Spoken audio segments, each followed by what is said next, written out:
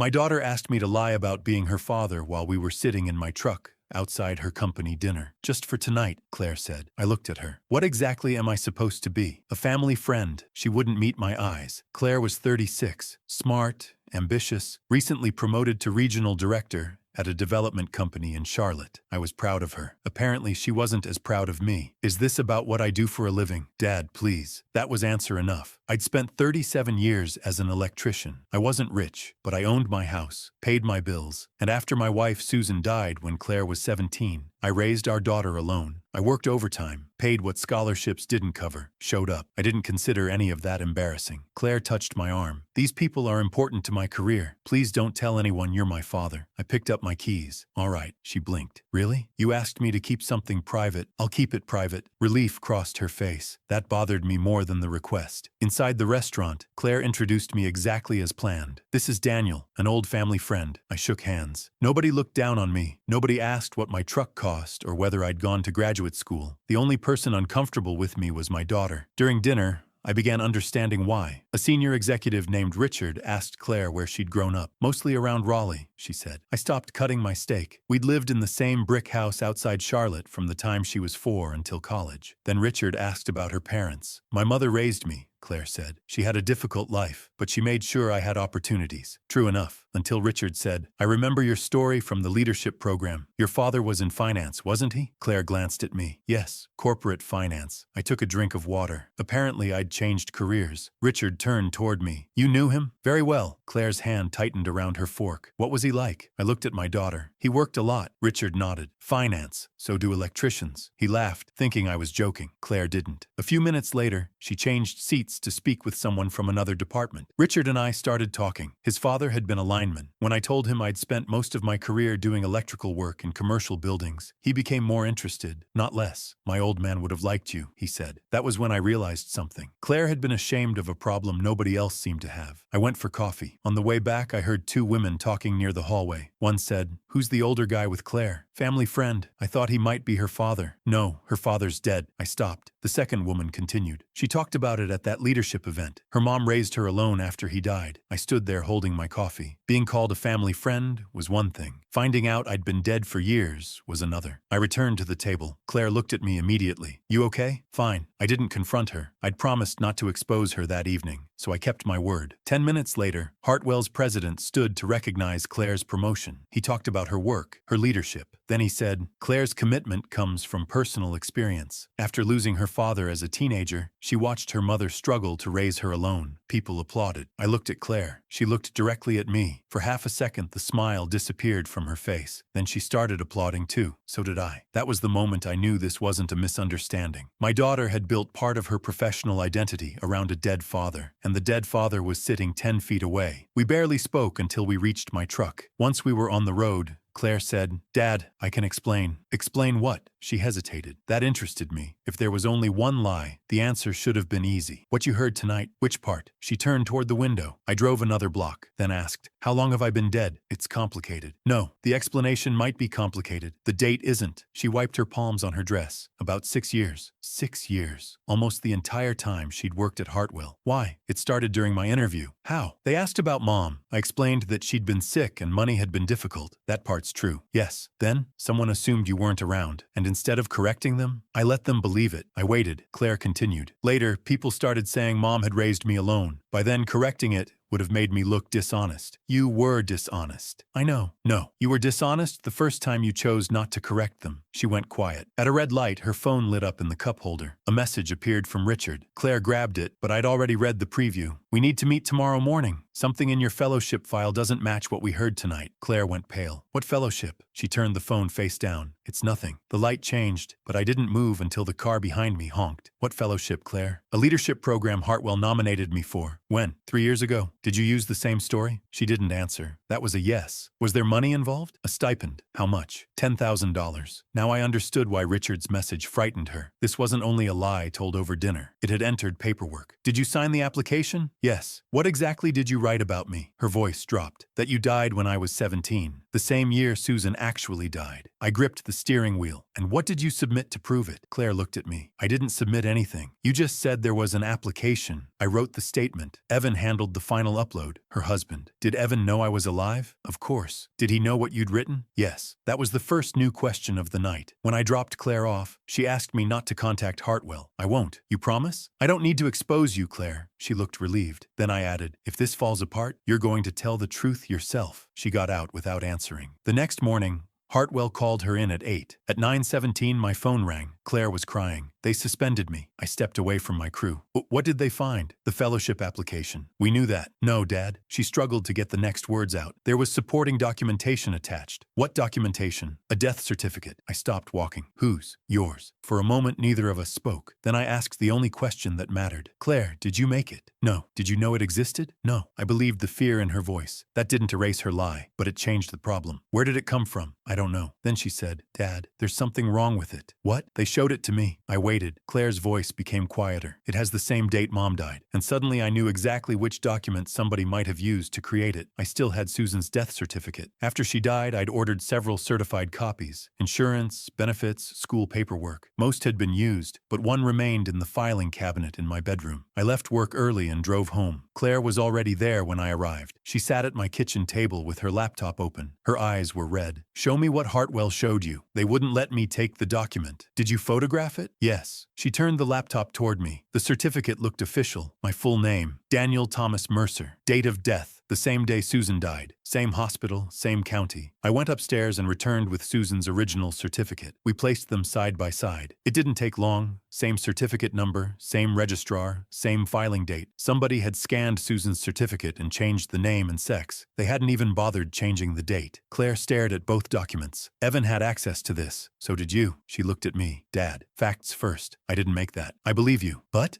you did write that I was dead. Her face tightened. I know. Those are two separate things. I pointed to her laptop. You're responsible for the lie. Whoever made this is responsible for the forgery. She nodded slowly. Did Hartwell ask who submitted the application? I asked. Yes. What did you say? That Evan uploaded it. True? Yes, I was traveling. I sent him my essay and the other files. What other files? Mom's records. Some old financial documents. Why? The application asked for documentation supporting the hardship section. I looked at her. And you gave Evan Susan's death certificate? I must have. You don't remember? It was 3 years ago. That was possible. What did you tell him to submit? I don't know exactly. Then find out. We searched her email. The first useful message appeared after 20 minutes. Claire had written, I finished the essay. Can you put everything together and submit it tonight? Use whatever you need from Mom's folder. Evan replied, got it. I'll make sure the supporting documents match. Claire covered her mouth. That doesn't prove he made it, I said. She dropped her hand. How can you say that? Because it doesn't. He had the certificate. So did you. He submitted the application. Yes. And the fake document was in it. Yes. She stood. What else do you need? Something that establishes who altered it. She stared at me. You're defending him? No. I'm refusing to replace your lie with my assumption. That stopped her. I pointed at the laptop. Keep searching. A few minutes later, Claire found the email Evan had sent after submitting the application. Done. Don't worry about the hardship paperwork. I cleaned it up so everything is consistent. This time, even I sat back. Save that. She forwarded the original to herself and downloaded the message. Then she whispered, he did it. Maybe. She gave me an exhausted look. Dad, we're getting closer. At noon, Claire called an employment attorney. Rebecca Sloan agreed to meet her that afternoon. Before Claire left, I asked, does Evan know Hartwell found the certificate? Yes. When did you tell him? This morning. What did he say? That I should stay calm. Anything else? He asked whether Hartwell had verified it with the county. I looked at her. Did you tell him they were going to? No. That was useful. Not proof. Useful. Don't ask him anything else until you've talked to Rebecca. Claire nodded. Then her phone rang. Evan.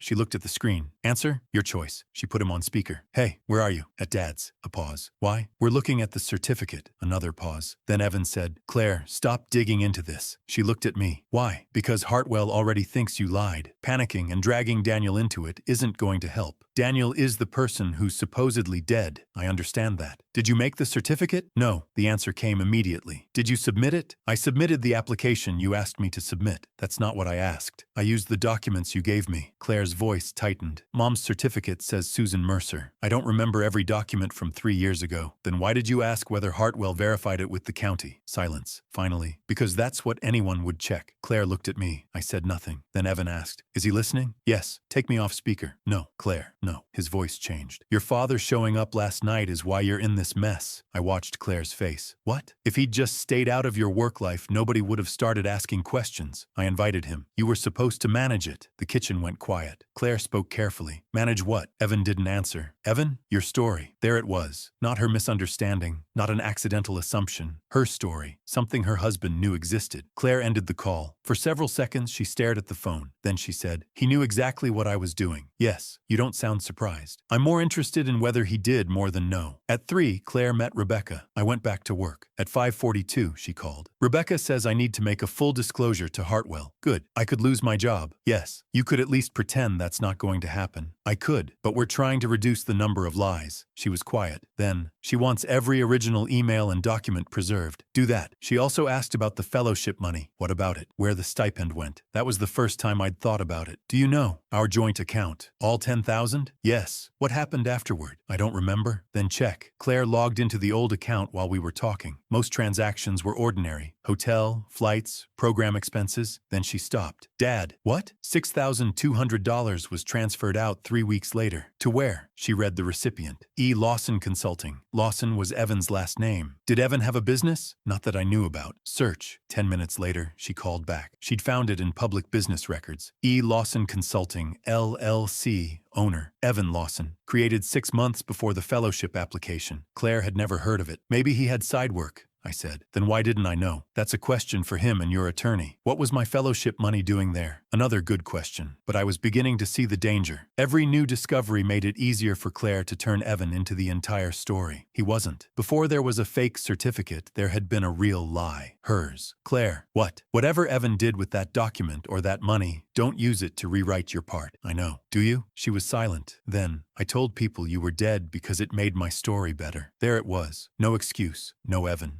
Just the truth. I know. I let them believe Mom raised me alone. Yes. I took credit for surviving things you actually protected me from. That one landed. I didn't answer immediately. Finally, I said, tell Hartwell that tomorrow. Her voice shook. I will. The next morning, Claire went into the meeting with Rebecca beside her. At 10:26, she called. They fired me. I closed the electrical cabinet I was inspecting. What did you tell them? Everything. Did you blame Evan? Only for what the records show. Good. They said my work was strong, but they can't keep me in leadership after this. Understandable. She took a breath. They also checked the original fellowship upload. I waited. The fake certificate was already attached when Evan submitted it. We knew that was likely. Then Claire continued. And Hartwell's IT department recovered the file information. What information? The PDF was created on a user profile registered to Evan. I leaned against the wall. Anything else? Yes. Her voice changed. The file name. What was it? She read it. Susan_Mercer_DC_edit_Daniel.pdf. Neither of us spoke. This wasn't somebody misremembering an email. It wasn't Claire guessing what her husband had done. Someone had taken Susan's death certificate and deliberately turned it into mine. And the file had been created on Evan's computer. Claire whispered, Dad, what do I do now? First? Yes. You accept that Hartwell had a reason to fire you. Silence. And then? Then we find out why your husband needed a dead father badly enough to manufacture one. Claire didn't go home after Hartwell fired her. She went straight to Rebecca's office. Evan was out of town until the following evening, and Rebecca told her not to confront him again. Preserve everything first, she said. By lunchtime, Claire had given her the fellowship emails, bank statements, the fake death certificate,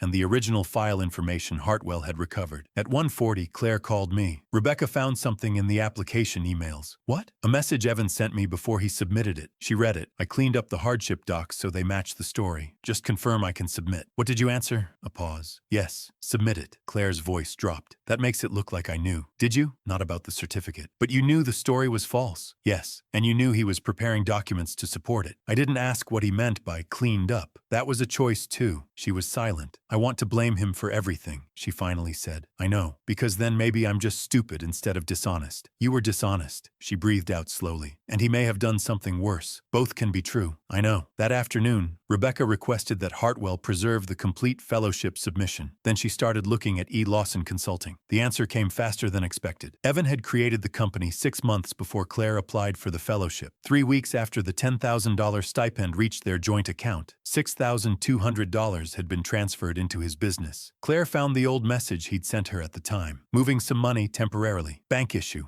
I'll handle it. No amount, No mention of his company. The money had never been returned. At 4:15, Claire called. He used my fellowship money. Looks that way. And he never told me. Looks that way. You can say it, Dad. Say what? That he's a liar. I thought about it. He's a liar. Thank you. But that doesn't make you less of one. She gave a short laugh. I walked into that. Yes. Then her voice became serious. What am I supposed to do about my marriage? That's not my decision. If you were me, I'm not, Dad. No. If you leave Evan, I don't want you deciding 6 months from now that your father ended your marriage. That stopped her. Talk to Rebecca. Get the facts. Then decide. At 6, Evan called me. I almost let it go to voicemail. Then I answered. Daniel, Evan, where's Claire? Ask Claire. She isn't answering. Then I probably shouldn't answer for her. He exhaled. You need to stop involving yourself in our marriage. I haven't called you once. You've got her digging through old records and bank accounts. I told her to verify things. You're turning her against me. No, the documents are doing most of the work. Silence. Then he said, Claire created this problem years before I touched that application. I know. That seemed to surprise him. She lied about you, he continued. I didn't invent that. Correct. She asked me to submit the fellowship. Yes. She gave me the documents. Yes. His voice relaxed. Exactly. Then I asked, did she ask you to turn Susan's death certificate into mine? Silence. No. It took him too long. Did you do it? No. Then the file history should help you. Another silence. Finally, he asked, did Hartwell recover the original? I didn't answer. He immediately realized his mistake. What original, Evan? The application. You didn't say application. I'm done with this. He hung up. I wrote down exactly what he'd said. Did Hartwell recover the original? Then I sent it to Claire and told her not to respond to Evan. The next morning, Rebecca called. Hartwell had recovered more than the PDF. They had the original submission email. It came from Evan's personal account. Attached was the completed fellowship package, including the altered death certificate. That still didn't prove Claire hadn't known, but another archived message helped. 2 days before the deadline, Claire had written, I hate that everyone thinks Dad died. If this ever comes out, I'll look insane. Evan replied, then don't correct it. They already believe the story. Use it. Claire called me after reading it. I remember that conversation now. What did you think he meant? That I should stop worrying about people believing you were dead? And you agreed? Yes. Then own that. I do. She hesitated. But I never asked him to forge anything. Then don't own that. For the first time since the dinner, Claire seemed to understand the difference. She didn't need to make herself innocent. She needed to be accurate. That afternoon, Evan returned to Charlotte. Claire didn't meet him. She checked into a hotel and let Rebecca communicate with his attorney. At first, Evan denied altering the certificate. Then Hartwell provided the file metadata. His position changed. He admitted creating the PDF, but claimed Claire had asked him to make the documents consistent with her personal statement. Claire denied that. There was no message proving she'd requested a fake certificate. There was, however, plenty proving she'd knowingly maintained the lie. Rebecca told her, you may never get a perfect document showing exactly what each of you said in that room 3 years ago. Claire looked at me. I was sitting beside her in Rebecca's office. So what happens? You deal with what can be established. The foundation opened its own review. Hartwell's termination stood, and because part of the stipend had gone into Evan's company, Rebecca advised Claire to prepare for repayment. On the drive home, Claire said, I lost my job. Yes. I may owe thousands. Yes. My husband forged your death certificate, apparently. And you still won't tell me what to do? About Evan? Yes. No. She stared through the windshield, then said, I don't want to go back to him. That was different. Okay. I don't trust him. Okay. And I don't want to spend the next 10 years wondering which version of things he's giving me. I understood that better than she realized. So I'm filing for separation. I nodded. Aren't you going to say anything? You already decided. She looked at me, then almost smiled. That's incredibly annoying. I know.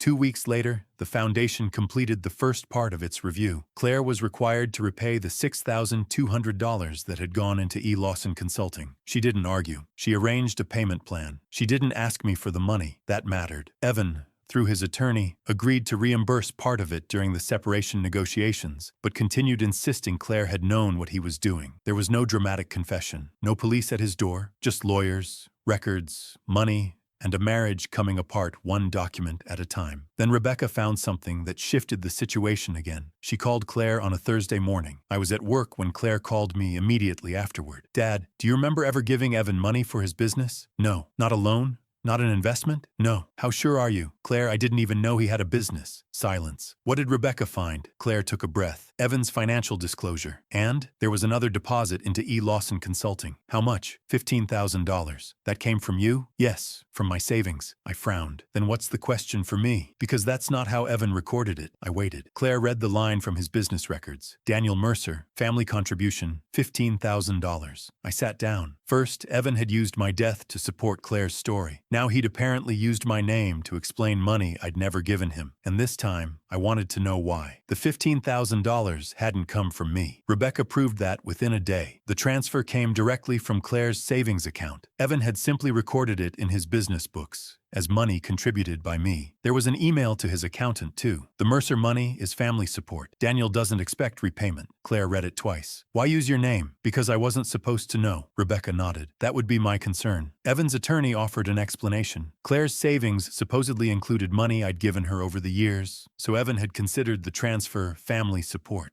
It was clever because pieces of it were true. I'd helped Claire. I'd paid part of college. I'd given her money occasionally, but I'd never given Evan $15,000. Claire stared at his written explanation. He always does this. What? Takes 3 true things and builds 1 false thing out of them. I looked at her. She noticed. So did I. Yes. Her childhood story had worked the same way. Susan really had cancer. Money really had been tight. Claire really had been 17 when her mother died. She'd simply removed the father who stayed. For the first time, I think she saw exactly what she'd learned to do. Not from Evan, with him. I don't want anything from you for the repayment, she said. I didn't offer. I know. That almost made her smile. During the separation negotiations, Rebecca demanded that the $15,000 be credited back to Claire. Evan resisted. Then her bank records made the source impossible to dispute. He eventually agreed. No confession, no apology. Just a line in a settlement. Sometimes that's what consequences look like. A month later, the foundation completed its review. Claire lost the fellowship recognition and remained responsible for repaying the $6,200. Hartwell confirmed her termination. The false certificate was preserved with the case records. Claire's professional reputation had taken a serious hit, and her marriage was ending. She came to my house the evening the foundation sent its final letter. I keep thinking this is all because you came to dinner. I looked at her. Is that what you believe? No. Good. She sat at my kitchen table. If you hadn't come, they might never have found out. That's possible. So one dinner destroyed everything? No. She looked up. The dinner didn't create the certificate. She said nothing. It didn't write your fellowship essay. It didn't move money into Evan's company. And it didn't make you tell people I was dead for 6 years. I know. The dinner just put the truth in the room. That stayed with her. A week later, Claire began applying for jobs. The first company rejected her after learning why she'd left Hartwell. The second did too. After the third interview, she called me from her car. Maybe nobody will hire me. Maybe not for the jobs you're applying for. That's encouraging. You were a regional director. Try something lower. I spent 15 years building my career. And I don't want to start over. Then don't. Silence. She knew what I meant. She couldn't demand that the next employer ignore what the previous one had discovered. 2 days later, she applied for an operations coordinator position at Crescent Property Management. It paid much less. No leadership title, no public speaking. During the interview, they asked why she'd left Hartwell. Claire told them. Not every private detail. Just enough. She had knowingly misrepresented her family background in professional materials. Her employer discovered it. She was terminated. Then she waited. The hiring manager asked, "Why are you telling me this?" Claire answered, "Because I don't want my first conversation here to become another thing I have to correct later." They didn't offer her the job that day. For 4 days, she heard nothing. Then Richard Hale called me. "Daniel, I hope you don't mind." "What?" Crescent asked me for a reference on Claire. "What did you say?" "That she was excellent at her actual job." "And why she was fired?" "The truth." "Good." He paused. "They asked if I'd hire her again." "What did you say?" "Not into the same position." That was fair. But I told them I'd consider her for a role where she could rebuild trust through her work. Why? Because people should face consequences. That doesn't mean they should stop having a future. I appreciated that. But I didn't tell Claire he'd called. If Crescent wanted her, they could tell her. 3 days later, she called me. "I got it." "The job?" "Yes." "Good. That's all? What do you want? Maybe congratulations?" "Congratulations." She laughed, then became quiet. "They know why Hartwell fired me. Then you don't have to worry about them finding out." I hadn't thought of it that way. That might be the best part of the job. Her first months were uneventful. That was good. Claire went to work, came home, paid bills, made her fellowship payments. The divorce moved through attorneys. There were no awards, no panels, no speeches about adversity. One afternoon she texted me, "Nobody here knows my life story." I replied, "Do they need to?" She answered, "Apparently not." About 6 months after the dinner, the divorce settlement was ready. Evan agreed that Claire would receive credit for the $15,000 transferred into his business. The house would be sold. Each would keep their retirement accounts. Then his attorney added one condition. Evan wanted both of them prohibited from discussing the circumstances surrounding the altered death certificate. Claire called me. What would you do? Ask Rebecca. I already did. What did she say? That I don't need to accept it. Then decide. Dad. No. She knew why. I wasn't going to make her divorce decisions for her. She was quiet for a moment, then said, I spent 6 years protecting a lie because correcting it would have been uncomfortable. I waited. I'm not signing another agreement that makes silence convenient. She rejected the clause. The settlement went through without it. A few weeks later, Claire brought me an envelope. Evan sent this. It was addressed to me. Inside was a one-page letter. He admitted altering Susan's certificate. He said he'd believed he was protecting Claire's career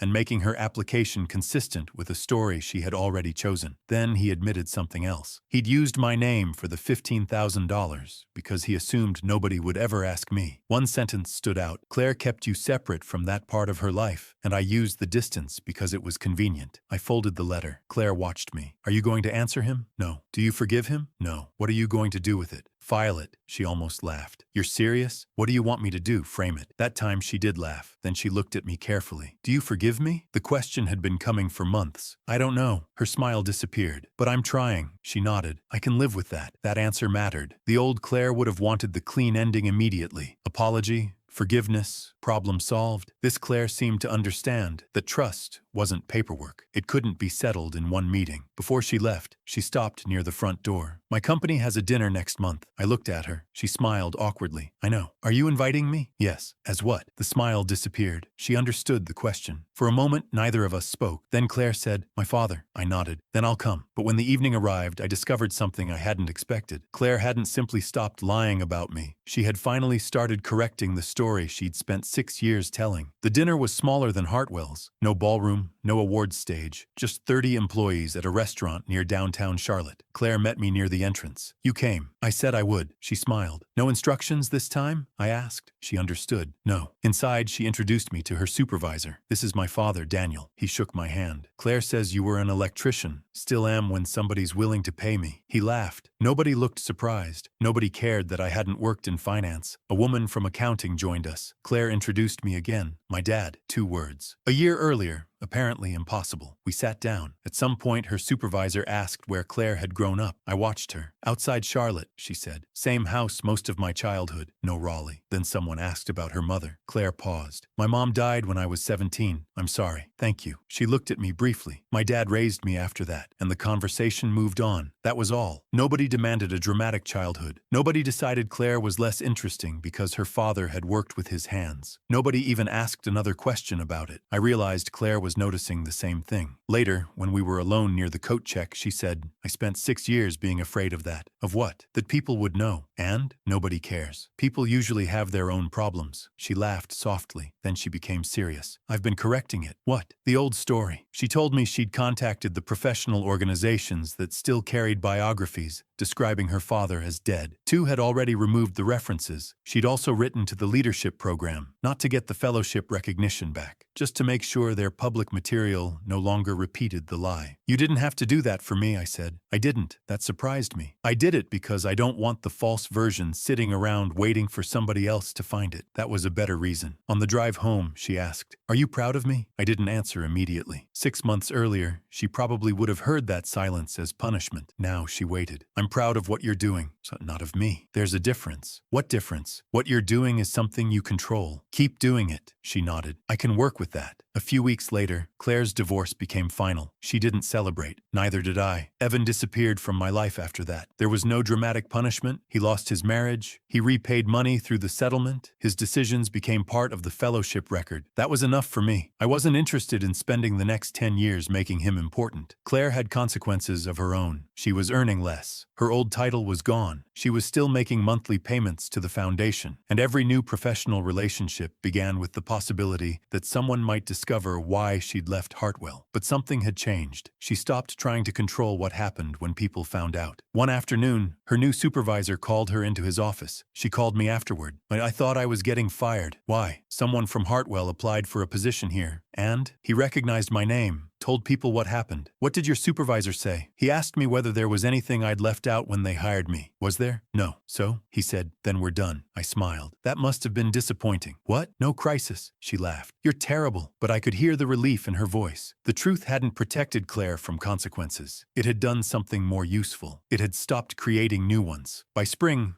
Crescent gave her 2 additional properties to manage. Not a promotion, more responsibility. She treated it differently than she would have before. No social media announcement, no speech about overcoming adversity. She just worked. One Saturday, she asked me to help mount shelves in her apartment. While looking for a drill bit, I noticed a framed photograph on her desk. Susan, Claire, and me at a county fair. Claire was 11, sitting on my shoulders. You put that out? Yeah. Why that one? I like it. I looked at her. She rolled her eyes. Don't make it symbolic. I wasn't going to. You were thinking something. I was thinking I looked younger. She laughed. We finished the shelves. Then she handed me an envelope. Inside was a receipt from the Fellowship Foundation. Balance, $0. You finished paying it? Yesterday. Good. I sold a few things and used part of my bonus. I handed the paper back. She didn't take it. Keep it. Why? Because you kept all the other paperwork. Fair enough. I put it in my filing cabinet, right beside the documents that had started everything. Susan's real death certificate, the copy of the fake one, Evan's letter, now the repayment receipt. One folder containing a very expensive lesson about what happens when a small lie becomes useful. Before Claire left, she stood in my kitchen. Dad? Yeah, thank you for not paying that for me. I considered it. I know. How? You're my father. I smiled. So apparently we're admitting that now? Occasionally. She smiled too. Then she said, I think I finally understand why you didn't. Why? Because if you'd fixed it for me, I could have turned myself into the victim again. That was close enough. After she left, I opened the refrigerator. The Hartwell promotion announcement wasn't there. I'd removed it months earlier and put it in a drawer. For the first time, I wondered whether I should throw it away. I didn't. Claire had earned that promotion through real work. The lie didn't make everything before it fake. That had been another thing both of us needed to learn. A month later, Crescent finally promoted her to operations manager. She called me first. Guess what? Raise? That's your first question? Yes. 8%. Take it. Take. I already did. Then why are you calling? There was a pause. Because I wanted to tell my dad. Simple sentence. But I remembered another one. Please don't tell anyone you're my father. I didn't mention it. I didn't need to. Congratulations, Claire. Thanks, Dad. Then she said, there's one more thing. What? They want a short biography for the company website. I waited. And? I wrote one. Do I need to proofread it? No. Then what's the problem? There isn't one. She sent me the draft anyway. It was 4 sentences. Education, experience, current responsibilities. Nothing about tragedy. Nothing about hardship. Nothing about Susan. Nothing about me. At the bottom, Claire had written, turns out I can have a career without giving strangers my childhood. I called her. That the final version? Yes. Looks good. You don't mind that you're not in it? No. That was the part she'd misunderstood from the beginning. I had never needed to be included in Claire's professional story. I just hadn't wanted to be killed off to improve it. And for the first time in years, my daughter finally understood the difference. About a year after the Hartwell dinner, Claire invited me to lunch. Not at my house. Not at hers. A small diner near one of the properties she managed. When I arrived, she already had coffee waiting for me. You're buying? I asked. Yes. Promotion money? 8% goes a long way. It doesn't. She smiled. For the first 20 minutes, we talked about ordinary things. Her buildings, my work, a tenant who had tried to repair a bathroom outlet with duct tape. Then Claire put her coffee down. I've been seeing someone. That explained the lunch. How long? About 3 months. And you're telling me now? I wanted to make sure it was serious enough. What's his name? Michael. Does Michael know you have a father? She looked at me, then laughed. Yes. Good start. He actually wants to meet you. Why? Because you're my father. There was a time when that answer would have hurt. Now it sounded normal. When? Sunday? Fine. She hesitated. There is something else. I waited. I told him about Hartwell. That surprised me more. All of it? The important parts. What did he say? He asked whether I was still lying about anything. And? I told him no. Were you? No. Then there you go. She shook her head. You really don't know how to make these conversations emotional. I'm eating. Sunday afternoon,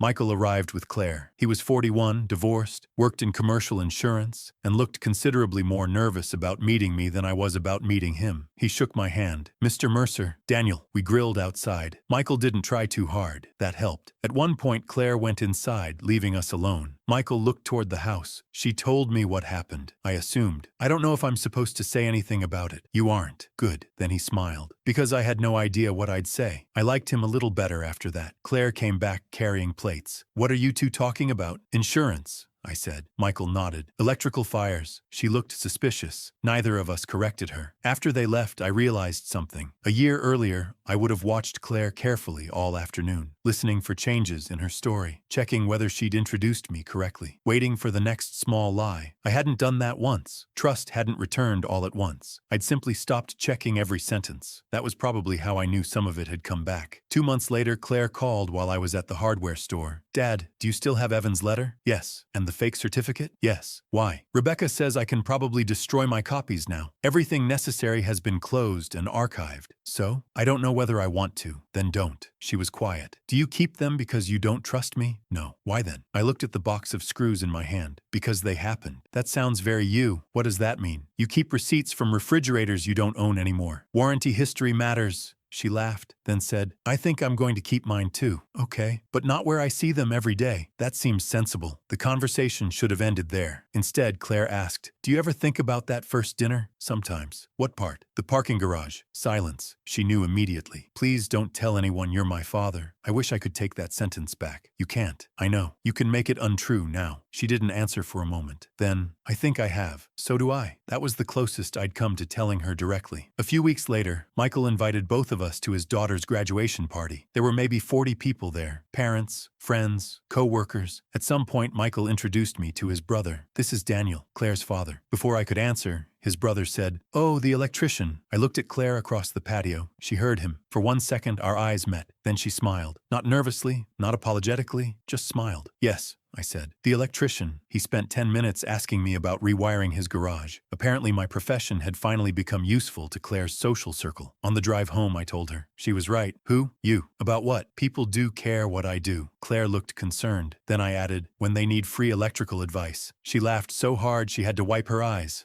I laughed too. That felt better than forgiveness speeches. There was still one thing between us, though. Something Claire hadn't asked again since the months after Hartwell. Whether I was proud of her. I'd answered carefully before. I was proud of what she was doing. Not ready to turn a few good decisions into a declaration that everything was repaired. Then, 18 months after the dinner, Crescent held another company event. Claire had been promoted again. Nothing dramatic. More properties, more responsibility. At the end of the evening, her supervisor stood and thanked several employees. Claire was one of them. He talked about reliability, consistency, the way she'd handled a difficult year without making excuses. Then he said, Claire has become someone we can depend on. I looked at her. She wasn't watching him. She was looking at me. Afterward, we walked toward the parking lot. You heard that? She asked. I was sitting there. I mean what he said. Yes. We reached my truck. Almost the same kind of moment where this had started. Claire leaned against the passenger door. Dad? What? Are you proud of me now? This time I didn't need to think. Yes. She looked down, then nodded once. Okay. No tears. No hug. She opened the door. Before getting in, she stopped. For the promotion? No. She looked back at me. For what then? For what you did after losing the last one. She stood there for a second, then got into the truck. I walked around to the driver's side, and as I started the engine, I realized that was probably the first time since Susan died that Claire and I understood pride the same way. Not a title, not a story, not something strangers applauded. What you did when telling the truth cost you more than lying. I thought that was where our story ended. It wasn't. Because a few days later, Claire called and asked me a question I never expected to hear from her. Dad, would you come with me to Hartwell? I didn't answer immediately. Why? Richard contacted me. What does he want? He wants me to speak to someone. About the fellowship? No. Evan? No. Then what? Claire took a breath. A young employee got caught lying on an application. I understood. And Richard thinks I can help? He thinks I can tell her what happens when you decide one small lie is easier than correcting it. I was quiet. Why do you need me? I don't. That was the right answer. Then she added, I just want my father there. This time I said yes. Hartwell looked exactly the same. Same lobby, same elevators, same polished conference rooms. Claire and I arrived 10 minutes early. You nervous? I asked. Yes. Good. She looked at me. Good means you understand where you are. Richard met us upstairs. When he saw me, he smiled. Daniel, nice to see you alive. Still working on it. Claire rolled her eyes. Richard laughed and led us into a small conference room. There were no executives waiting, no audience, just a 27-year-old woman named Natalie and someone from Human Resources. Natalie had lied on an internal application for a management program. Nothing as elaborate as Claire's story. She'd exaggerated her responsibilities at a previous job and claimed she'd supervised people she hadn't. Hartwell discovered it during verification. Richard had already explained that Claire no longer worked for the company. Natalie knew why. That made the first few minutes uncomfortable. Then Claire said, "I started with something smaller than what eventually got me fired." Natalie looked at her. Claire continued, "Someone misunderstood part of my family background during my interview. Correcting them would have been awkward, so I didn't. I sat quietly. Then the misunderstanding became useful," Claire said. "People admired the story, so I stopped thinking about whether it was true and started thinking about whether I could maintain it." Natalie asked, "When did you realize you'd gone too far?" Claire glanced at me. "When my father was sitting at a company dinner listening to people talk about him as if he were dead." Natalie's expression changed. Claire didn't dramatize it. She told her what mattered. She had lied. Evan had helped reinforce the lie and later falsified supporting documentation. Hartwell had fired her. Her marriage had ended. She'd repaid the fellowship money. Then she said, "The biggest mistake I made afterward was wanting the worst thing my husband did, to make the thing I did disappear." I looked at her. That sentence hadn't come from me. Natalie asked, "What should I do?" Claire shook her head. "I can't tell you what Hartwell will do, but if you're asking whether you should create another explanation to protect the first lie, don't." The meeting lasted 35 minutes. When we walked outside, Claire exhaled. "That was awful." "Then why'd you agree?" "Because Richard asked." "That's not the reason." She looked at me. "No." We reached the parking lot. "I wanted to sit in that building once without hiding anything." "And?" She looked back at Hartwell. "It felt smaller." I understood. Some places grow in your memory because of what happened there. Then you return and discover they're still just buildings. On the drive home, Claire asked, "Did you think I was too hard on Natalie?" "No." "Too soft?" "No." "That isn't helpful. You told her what happened to you. What she does with it is hers." Claire smiled. "There's my father. Unfortunately. Very unfortunately." We stopped for lunch. While we were waiting for our food, Claire's phone rang. "Michael." She answered normally, no lowering her voice, no walking outside. At the end, she said, "I'm having lunch with my dad. I'll call you later." 3 years earlier, that sentence would have required calculation. Now she didn't even notice she'd said it. I did. I didn't mention it. By then, I'd learned that the best evidence of change was usually boring. 2 years passed. Claire stayed at Crescent. She and Michael eventually moved in together. I liked him. More importantly, I didn't need to have an opinion about every part of their relationship. Claire and I had Sunday dinner most weeks, sometimes at my house, sometimes hers. Sometimes we skipped it. That's what normal relationships do. They survive missed Sundays. One afternoon, Claire brought over a box she'd found while moving. Inside were old school papers, photographs, and documents from after Susan died. Near the bottom was Claire's college acceptance letter. She smiled. "You kept this?" "Of course." Then she found an old tuition receipt. My name was on it. She stared at the amount. "You paid more than I remembered." "Probably. I spent years telling people Mom struggled to send me to college. She did struggle, but she died before I started." "Yes.